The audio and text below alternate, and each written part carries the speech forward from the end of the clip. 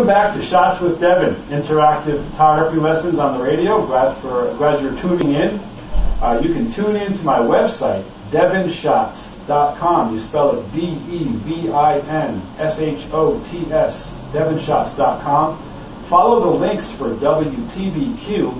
You'll be able to follow along with the radio show and see the images that we're discussing right there on the website. That's a nice way to have interactive photography lessons over the radio. The show is based on questions that you, the listeners, send me. So while you're on the website, click on the link that says Ask Devin a Question and ask me something. We'll talk about it on the radio show.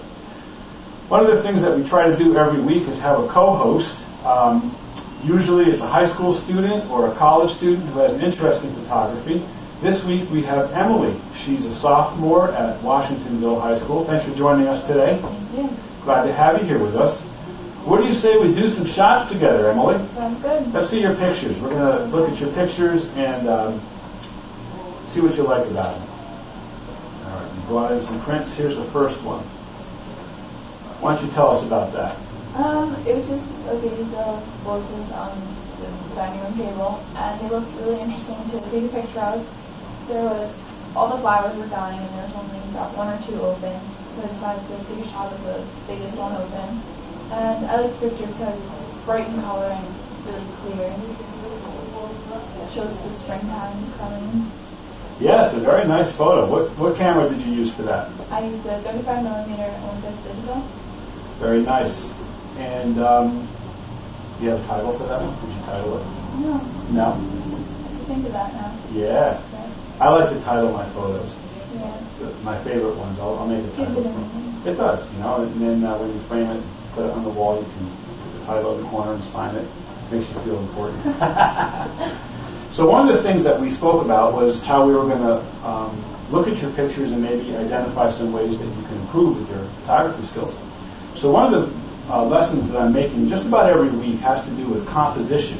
Composition is how you frame the image in the camera. And the trick is when you're looking through the viewfinder, look at all four corners and identify what in that picture should not be there and change how you position your camera to get rid of that stuff. It's called cropping in the camera. So if you look at this image, is there anything in this image that you feel doesn't belong there? Top left in the background.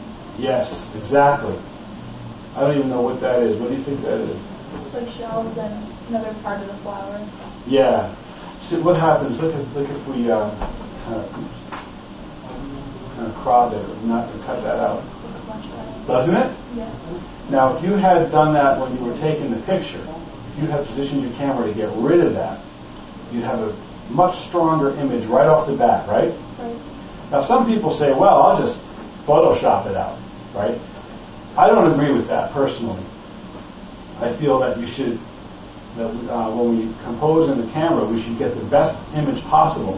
What happens if you try to crop this in Photoshop, you've now made your image smaller, okay, and then you have to blow it back up again to fit on the paper. So you distort it. You do, yeah. You lose some of the clarity and you lose some of your compositional value. It's much better off if you compose and crop in the camera. Remember to look at all four corners before you push the button. And then what I'll do is I'll also oftentimes take several shots from different angles, because many times what I thought was the best angle when I started turns out to not be the best angle. And I'll find that sometimes some of the later images present better once I look at the prints. So take a bunch of pictures from different angles and always look at all four corners before you pull the trigger. All right, let's look at your next one. Tell me about this one here. Very basic. It's just three verses that I arranged on the wall with hooks. And I put one in the middle that stood out the most. It's just basically all three black bags, same color. And I just put one in the middle, kind of over, like under a bag, so they're all overlapping. And the one in the middle just stood out much, so it was a great job. Yeah, I really like that picture. Oftentimes what people will do when they're taking a photo is they'll try to include everything. So they would have made sure they had the entire 3 bags in it. You didn't do that, did you? No. Did you tilt the camera? I didn't tilt it. No, it looks like you were kind of holding it because of the way the lines go. Maybe not. Maybe it's playing tricks on it. But I like the way the lines are working. It's definitely a nice, strong composition. I also like how the logo in the center bag, you didn't include the whole logo either. Kind of covered. Yeah, that's just great. It brings your eye to it. You wonder, you have to look at it a little bit more closely to see what it is, right? And in my opinion, when you're taking an art photo, which is essentially what this is, right, you have to give the viewer a reason to linger on that photograph so that they don't just move on to the next one, right? So you did that. You cropped out the bags. You didn't give us the whole logo, so we have to kind of examine it a little bit. See, what on earth? You have to look at it longer. Yeah, exactly. Very nice. I like this photo. This is my favorite of your three. Okay, good. Yeah, I like it. Okay, now we're going to look at your last one, and tell me the story of this one. This was the first picture that I took on my old Fujifilm digital camera, and it was just in the beginning of 2 summers ago, and it just looked, the sky was bright blue, and everything was sunny and green. Beautiful. I like how you have the fence kind of bisecting it. Yeah, totally, right? Gives your eye something to follow. And it's nice. Landscapes can be very difficult to shoot, to make them interesting. I think many of us who are photographers, it's an elusive goal to put out compelling, beautiful landscapes that we always work on. One of the tricks has to do with the direction of light. Now, if you look at this photo and you look at the shadows, where would you say the light was, the sunlight? On the right side. Yeah, almost directly in front of you, just a little bit to the right.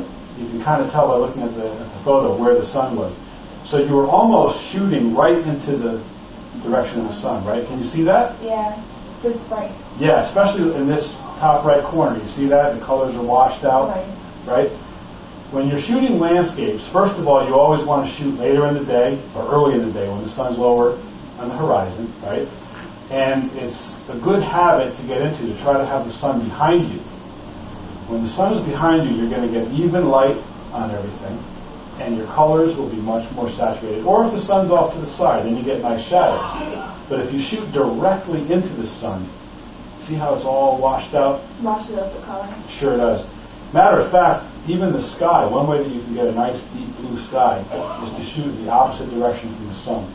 You'll notice that when you're driving around now. When it's around this time of day, 4, 5, 6 o'clock, look in the west and then look to the east, and you'll see the sky is darker to the east. And when you make a photograph, it'll even show up better as a nice dark sky. So that's a good rule for you for landscape photography. Don't shoot into the sun. Have it to your side or have it straight behind you. Now, you had another question that you wanted to ask me. When you take a picture and if you want to sell it, do you need a signed release form? Yeah, that's a good question. When you emailed that to me, I was like, asking myself, why is she asking that question? What made you come up with that idea?